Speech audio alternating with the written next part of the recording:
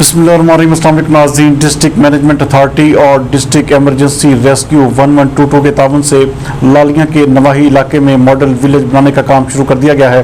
ہمارے نمائندہ خصوصی شیخ خرم عباس کے مطابق اس حوالے سے گزشتہ روز district emergency officer madam Tahira Khan نے لالیاں کے گاؤں کہانا ٹھٹا کا وزٹ بھی کیا۔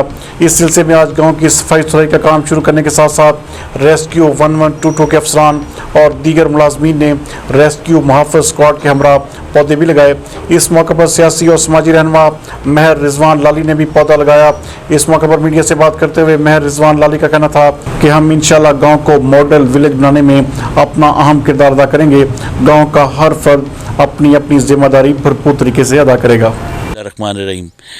رانا بھائی، یہ ریسکیو 1122 ڈسٹرکٹ کی طرف سے اور حکومت پنجاب کی ہدایت کے مطابق ہمارے تحصیل کا کہ اس گاؤں کو کہانا ٹھٹا کو ماڈل ویلیج کا درجہ دیا جا رہا ہے۔ اس کے سلسلہ میں محافظ ریسکیو کا عملہ اور اپنے گاؤں کے لوگوں کے تعاون سے ہم انشاءاللہ تعالیٰ اپنے گاؤں کو صاف ستھرا بنا رہے ہیں۔